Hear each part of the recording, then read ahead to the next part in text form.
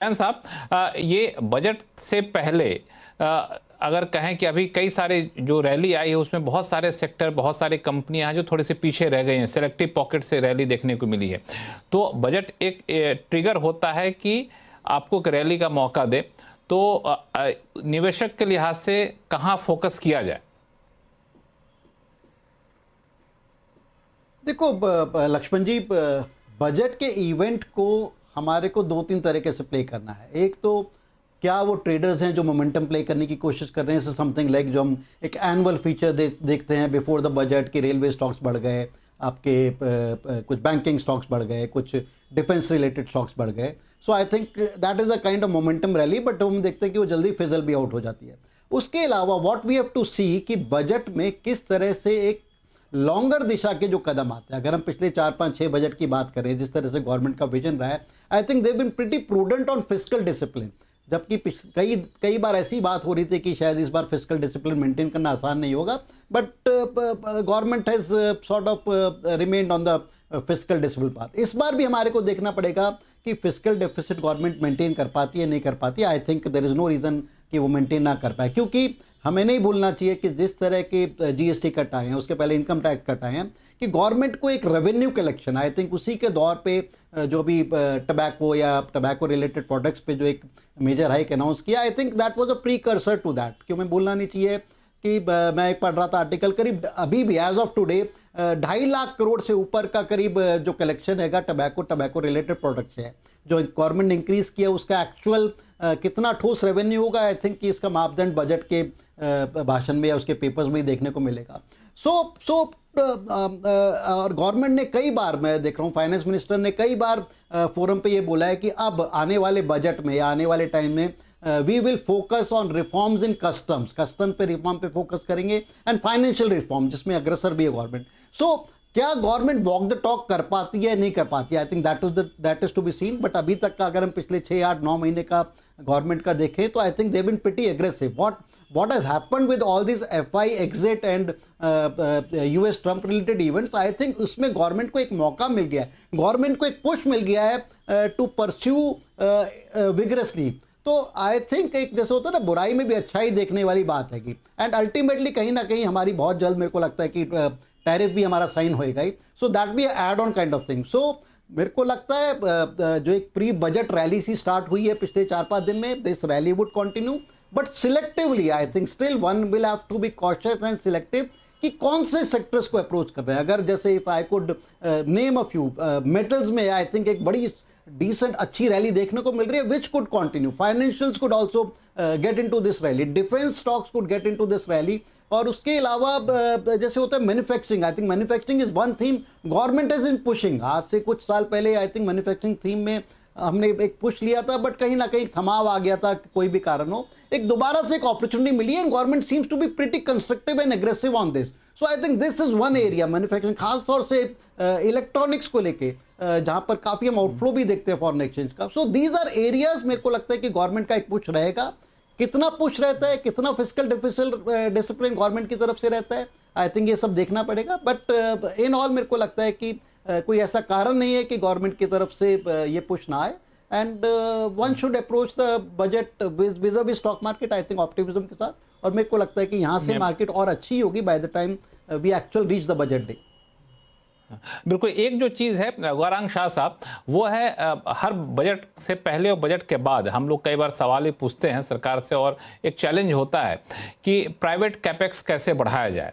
तो दलील ये दी जाती है कि कंजम्पशन होगा, डिमांड बढ़ेगी, तभी तो प्राइवेट कैपेक्स बढ़ेगा, क्योंकि जब तक कि 3 4 क्वार्टर तक उनका कैपेसिटी यूटिलाइजेशन 80% प्लस नहीं होता, क्यों नए प्लांट में पैसा लगाएंगे, जो अभी 75% के आसपास बना हुआ है। तो जीएसटी कट के अलावा, इनकम टैक्स कट के अलावा अभी भी इंडस्ट्री सरकार से होप करेगी, आपको लगता है, या फिर नहीं, जो कदम उठा दिए हैं उससे कंज्यूमर ड्रिवन सेगमेंट जो है ऑलरेडी रफ्तार पकड़ चुका है और वो काफ़ी है? देखिए, बहुत कम समय हुआ है कि ये परिवर्तन हमने देखा है लक्ष्मण जी। इसका सकारात्मक सा पूर्ण असर जो है वो आने वाले तिमाहियों में हमें देखने मिलेगा। प्रयास किया गया है एक नई सोच और एक नई विचारधारा के साथ, और हमें लग रहा है कि ये जो प्रयास है ये अब वहां पर विराम नहीं लगा है। आने वाले भविष्य में भी, या ये जो नया साल है इसमें, आने वाले भविष्य में भी, जब कभी भी ऐसा समय आएगा तो मेरे ख्याल से सरकार आगे बढ़ते हुए कदम उठाएगी और भारत में स्थापित जो भारत निवासी हैं, जो उपभोक्ताएं हैं, उनका जीवन और सरल और सक्षम बनाने का प्रयास करेंगे। और ये भी प्रयास होगा कि उनके बचत खाते में या उनके हाथ में या उनके जेब में ज्यादा से ज्यादा पूंजी जा करके बच जाए, ताकि वो जो उपभोक्ता है वो उसका इस्तेमाल कर सके। एक और चीज जहां पर मैं सरकार का ध्यान आकर्षित करना चाहूंगा, वो है transportation, freight, logistics and charges. देखिए, प्रयास बहुत हुआ है, चाहे वो भारतमाला परियोजना हो, सागरमाला परियोजना हो, डेडिकेटेड फ्रेट कॉरिडोर्स, रास्ते की बात हो या फिर रेलवेज की बात हो, लेकिन आज के तारीख में भी हमारे भारत देश में जो फ्रेट चार्जेस है या कॉस्ट है, वो काफी ऊपर की तरफ है। मेरे ख्याल से 15 या 18% के आसपास है, जो बाकी अन्य उभरते हुए अर्थव्यवस्था है वहां से उसकी तुलना में बहुत ऊपर है। तो शायद वहां पर भी सरकार को कुछ करना चाहिए। और आपने सही फरमाया, जब तक किसी उद्योगपति की जो उत्पादन क्षमता है वो उस सीमा तक नहीं पहुंच जाती, जब तक उसको नहीं लगता है कि मैं यहाँ पर मेरी उत्पादन क्षमता में और विस्तार योजनाएं करूं या और अधिग्रहण करूं, तो जब तक खपत नहीं बढ़ेगी तब तक मेरे ख्याल से उद्योगपतियों की तरफ से या फिर कॉर्पोरेट जगत से केपेक्स में पैसा क्यों लगाएगी, जबकि खपत ही नहीं है तो फिर वो क्यों लगा, खपत होगी तब जाकर के लगाएंगे। और एक बात, मेरे ख्याल से ये जो हम एफआई की बात कर रहे हैं ना, मेरा ये मानना है लक्ष्मण जी के एफआई फ्लोस से ज्यादा हमारे लिए जरूरत है एफडीआई फ्लोस, और उसके लिए जो नीतियां या जो कानून है उसमें और भी सरलता और जो भी मुसीबतें हैं उसको दूर करनी चाहिए। बिल्कुल, आपने ये सही कहा कि एफआई से ज़्यादा इंपॉर्टेंट है एफडीआई फ्लो। एफडीआई आएगा तो सिर्फ इक्विटी मार्केट नहीं, कई सारे सेगमेंट को बढ़ावा देता है, जड़ें मजबूत करता है, और जो आगे चल के इक्विटी मार्केट में भी यहाँ पे रिफ्लेक्ट कर रहा होता है। बजट के अलावा दूसरी जो चीज़ें हैं नए साल में इवेंट के तौर पे इंपॉर्टेंट रहने वाली हैं, एक यूएस ट्रेड डील जिसमें से आप में से कई मेहमानों ने इस पर चर्चा की। दूसरा जिसको लेकर मैं थोड़ा सा एक्साइटेड रहता हूँ वो है फ्री ट्रेड एग्रीमेंट यूएस के अलावा। मतलब पिछले कुछ सालों में 7 देशों के साथ जो फ्री ट्रेड एग्रीमेंट किया गया, वो फिरोज अजीज साहब गौर फरमाइएगा, वो 7 देश जो है विकसित देश थे, डेवलप कंट्रीज थे। और अभी जहाँ होने वाला है, अभी यूरोप के साथ हो जाएगा, इसी महीने मान के चला जा रहा है, इजराइल के साथ होना है। तो ये फ्री ट्रेड एग्रीमेंट बाजार के लिए क्या कोई फैक्टर रहता है क्या फिरोज साहब?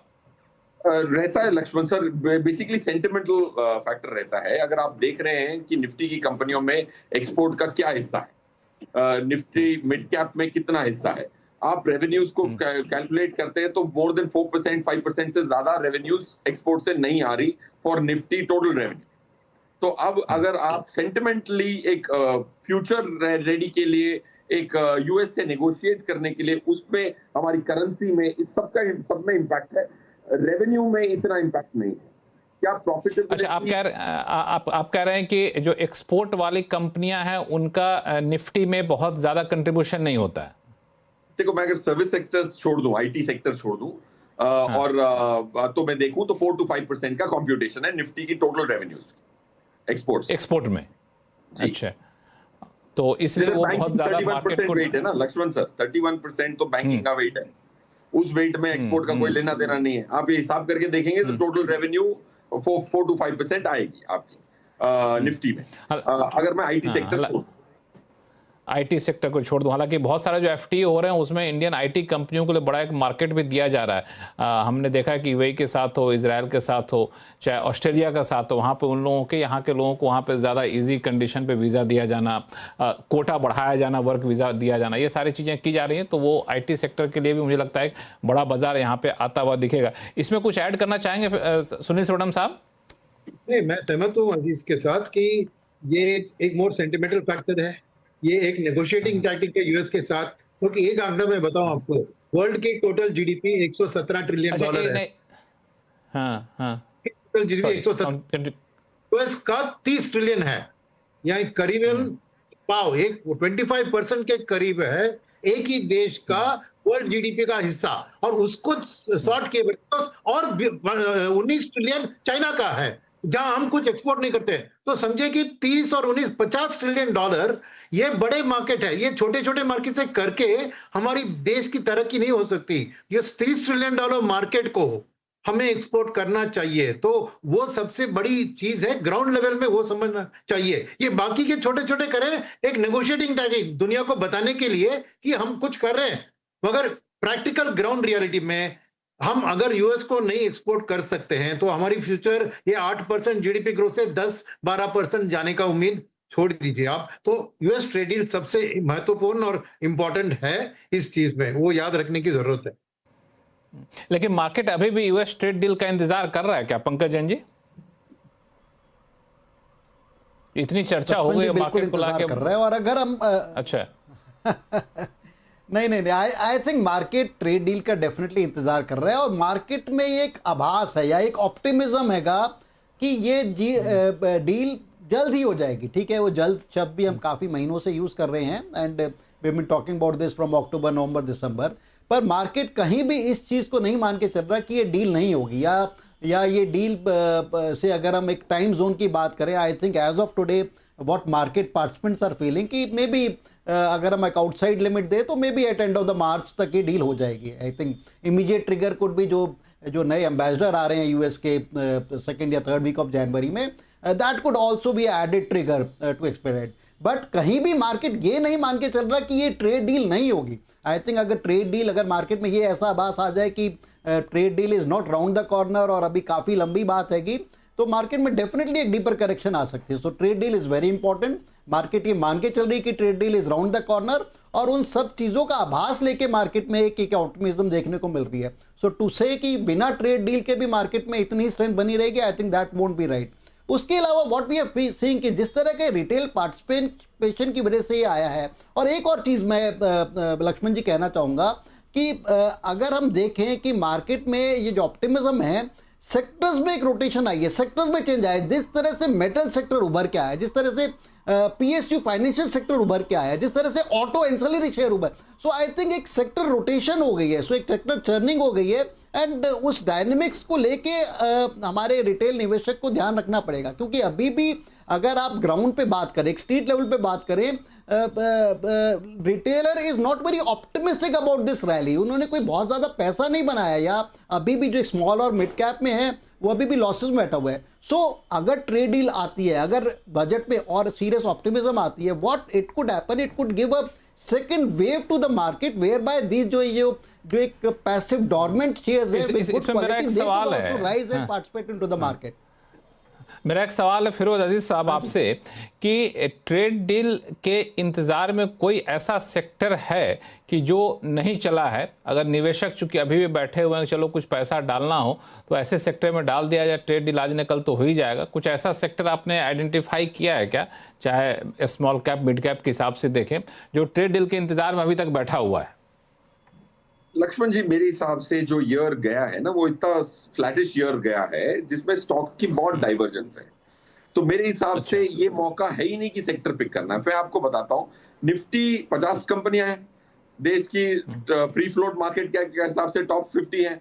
उसमें बेस्ट और वर्स्ट, बेस्ट था 66% का रिटर्न और वर्स्ट था 35% नेगेटिव।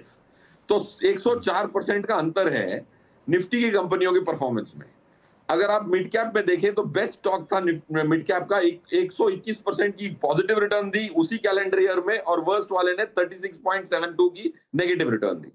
तो ये जो साल जो गया है उसमें टॉप डाउन करना मेरे हिसाब से मुनासिब नहीं है, बॉटम अप करना। जो ऑटो एबीसी में कहता है जा रहा हूं, ऑटो में ही एक स्टॉक है जो 61% ऊपर गया है, उसी इंडेक्स में निफ्टी ऑटो में 28% नेगेटिव करने वाला भी है। तो ये मौका वो है जिसमें आपने बॉटम अप ही करना है। अगर आपको स्टॉक्स करने ही है, अगर आपको जिद है कि स्टॉक्स करने हैं और इतनी डाइवर्जेंट यूनिवर्स में पार्ट टाइम काम करना है आपको, तो आपको बॉटम अप करना है, टॉप डाउन मेरे हिसाब से नहीं करना चाहिए in the current circumstance. Gaurang Shah साहब कुछ ऐड करेंगे, फिर हम लोग ब्रेक पे चलेंगे। देखिए, अभी आप क्षेत्र की बात करें तो हमारी सोच और विचारधारा आपके सामने रखने का प्रयास करता हूं। जो ये बजट या उसको लेकर के नहीं है, मैं लंबी अवधि के लिए बात कर रहा हूँ। कुछ 5 या 6 क्षेत्र हैं जो हमें लग रहा है कि आने वाले समय में सकारात्मक रुझान लेकर के आएंगे। सबसे पहला है पूरा वित्तीय क्षेत्र, जहां पर आपको सरकारी बैंक, निजी क्षेत्र बैंक और मजबूत एनबीएफसी ध्यान रखना है। इसके पश्चात बार बार मैं एक क्षेत्र का जिक्र कर रहा हूं, वो है रक्षा क्षेत्र, cap goods, engineering, power, cement, autos और कुछ हद तक खपत से जुड़ी हुई दोनों तरफ डिस्क्रिशनरी और नॉन डिस्क्रिशनरी। तो ये कुछ प्राथमिक 5 या 6 क्षेत्र है जहां पर मेरी राय में अगर आप ज्यादा अनुभवी नहीं है शेयर बाजार में तो आप दिग्गजों पर ज्यादा ध्यान दें, और अगर आपके पास थोड़ी बहुत जोखिम झेलने की क्षमता ऊपर की तरफ है तो कुछ चुनिंदा क्षेत्र के आधार पर मझौले शेयर है, छोटे और माइक्रो कैप से दूर रहने की राय। छोटे और माइक्रो कैप से दूर रहने की राय है गौरांग शाह साहब की।